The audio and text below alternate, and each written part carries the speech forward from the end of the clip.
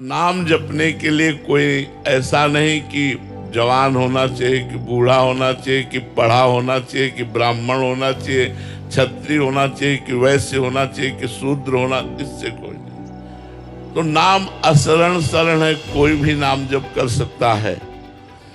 गुणहीन, पापाचारी, व्यसनी सब कोई नाम जप कर सकता है। यदि आप नशा नहीं छोड़ पा रहे तो नाम जप शुरू करो, नशा छूट जाएगा। आप गंदी आदतें नहीं छोड़ पा रहे, नाम जप करो, गंदी आदतें आपकी छूट जाएंगी। नाम अहंकार को नष्ट कर देता है, अमानी बना देता है। अमानिना मान देना, स्वयं अमानी रहकर दूसरों को मान देना, ये नाम भगवान की कृपा से आता है। नाम भगवान मानो तीक्ष्ण तलवार है, सब पापों का, सब दुर्गुणों का नाश करने के लिए। इसलिए भली भांति मन में स्वीकार कर लो कि समस्त रसों का खान प्रभु का नाम है।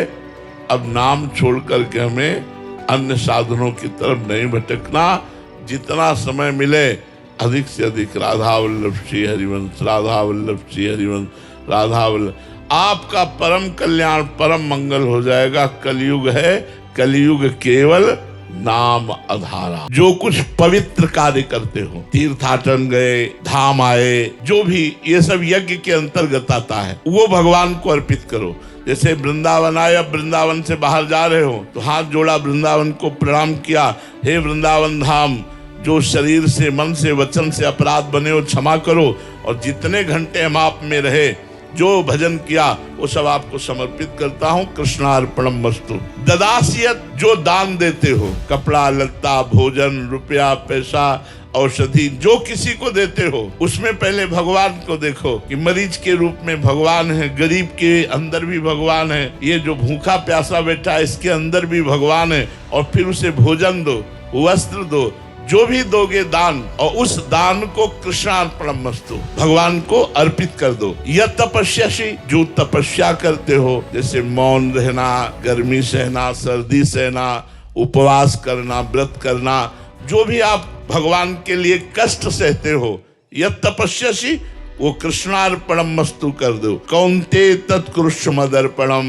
हे अर्जुन, ये सब जो मेरे को अर्पित करते हुए मेरा स्मरण करता है, वो मेरे को प्राप्त होता है। इस जन्म में वो घोर विषयी है, पाप करता है, लेकिन बड़ा नाम है, बड़ा ऐश्वर्य है, बड़ा वैभव है, तो ये पूर्व जन्म के पुण्य को भोग रहा है।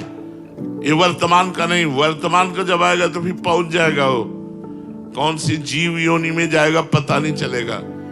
पूर्व का पुण्य इस वर्तमान में यश कराता है, नाम कीर्तन कराता है। या इसी जन्म में इतनी जोर का भजन बन गया तो फिर बिस्तरे सब जग विमल कीरति, साधु संगति ना टरे, बास वृंदा विपिन पावे, श्री राधिका जो कृपा करे। पूरे संसार में उसकी निर्मल कीर्ति फैल जाएगी और लाडली उस पर कृपा करेंगे। बोले झूठ बोलने के समान कोई पाप नहीं है, बड़ा पाप। कोई मानता है?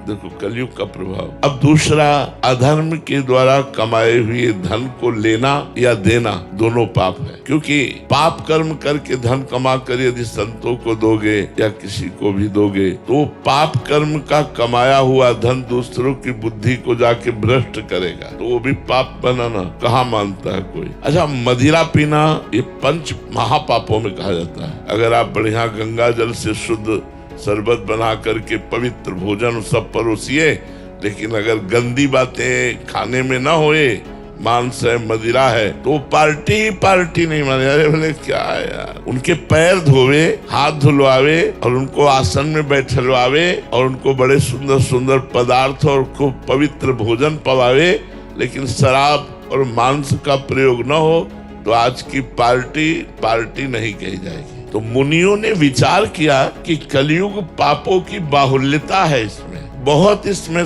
पाप है, बहुत पाप है। पराई माता बहनों की तरफ गंदी दृष्टि से देख लेने का पाप होता था। हमने देख लिया, यह तो माने नहीं जाता पाप है, मनोरंजन माना जाता है। कलयुग पापों का विस्तार करेगा।